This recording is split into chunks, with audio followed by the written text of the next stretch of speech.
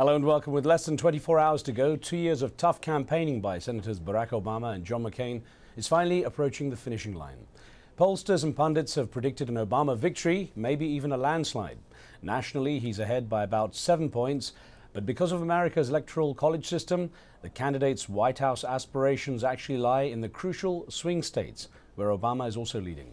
But can the polls accurately reflect what is going on when there are so many unknowns, like whether or not there will be expected increase in young and African-American voter turnout?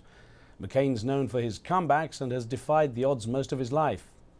On today's show, we asked, can Senator McCain still take the White House and prove the pollsters wrong? You can join our conversation with your questions and comments. Log on to livestation.com/AJE, download the software and enter the chat room. You can join us live for that.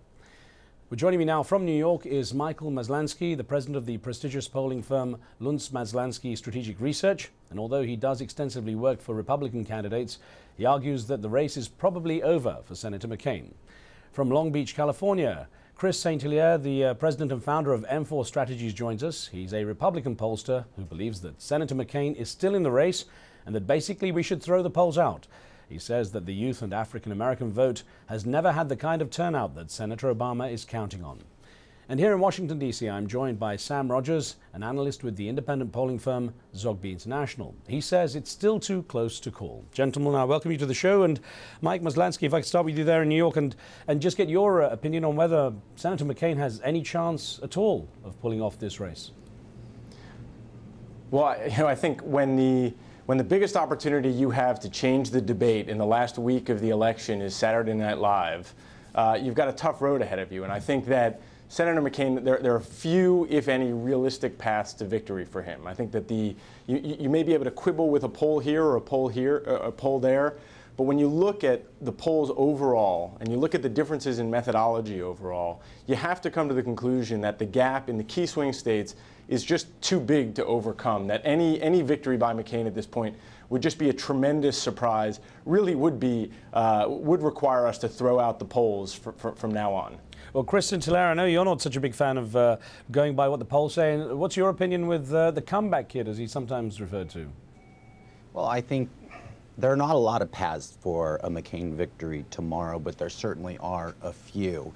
And first and foremost, you have to understand that pollsters and pundits are putting Montana, North Dakota, Arizona, Georgia in play right now. If you put those states in play, like some pollsters have, then clearly there is no path. If you take traditional turnout models and models that actually have some historical weight, then what you'll find is that this race is much closer. Even Gallup traditional poll up a few days ago had this race at 2 points nationally, and if you look at the gap over the last few days, it's closing in many key swing states. Well, Sam Rogers, of course, Zogby International is very respected, highly respected polling agency, and you've seen the numbers going up and down and all around for this particular race. How do you regard the way those swing votes might go, and what chance does that give John McCain? Well, it is an awfully tough road for John McCain. Senator Obama's lead nationally, we have it at 7 points right now, as you mentioned, and that's been a stable lead for the past month. So for Senator McCain, a lot of these small subgroups have to break in his favor tomorrow in these crucial battleground states, and he has to win essentially every battleground state that's identified right now. And so it's a very tough road. It's possible, but it's like drawing an inside straight in poker. It's a long shot. Well, Chris, going to some of those points you raised about the swing states. It's true that it's fairly flexible for Barack Obama to get that golden 270 electoral votes that he needs to give him the White House, and it's much tighter for John McCain. Does that mean that on Tuesday night, if we're watching in either Florida or Pennsylvania, it goes for Barack Obama, that the whole thing's over? Well, I was playing poker with my friends a few weeks ago, and I hit an inside straight, and so it's certainly possible. You know, you've got Florida, you've got other states that are going to be key indicators, Ohio, for example, Pennsylvania.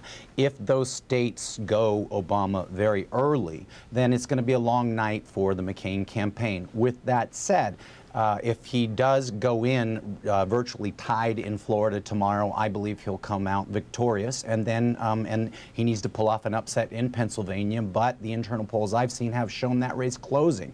So even and you're hearing a lot from pundits about early voting. voting and the fact that 30% of Americans will have already cast their ballot. Well, in 2004, you had 24% of the electorate having cast their ballot. I believe in the end you're going to see slightly higher early voting, which by and large will benefit Obama, but not in the numbers that pollsters have indicated. Michael Maslansky, you know, in 1982, the African-American by the name of Tom Bradley, who was expected to get an easy win in California for his bid for governor, found out at the polls the voters were very different when they actually got behind the curtain and you know, made their choices. And the term Bradley effect came out from that basically people might say they'd vote for a black candidate, but when it comes to it, they actually wouldn't. What's your view on how things might work out? What would happen at the ballot box this time, taking into account that Bradley effect? Yeah, I mean, I tend to reject the notion that the Bradley effect is going to have a big impact on this election. I mean, I think there are a lot of reasons why Tom Bradley lost in his election.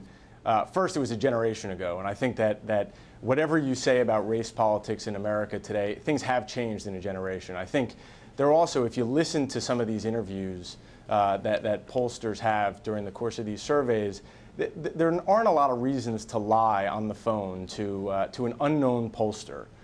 So I think that there are certainly people who are racist in America, and I think that they've probably made their choice a long time ago to vote for John McCain. I don't think that there's a big percentage of people who are actively getting on the phone saying that they're voting for Barack Obama to try and hide the fact that they're actually voting for John McCain. I mean, the other thing is that there are plenty of reasons that people can make, and good reasons, to vote for John McCain. It's not embarrassing to go ahead and say that you're going to vote for John McCain. So I would expect that to play a very small part in this election, and even in the states where it's most likely to have a potential impact. Well, let's get a call in from London. We've got Williams on the line there. Good you could join us. What's your question, please?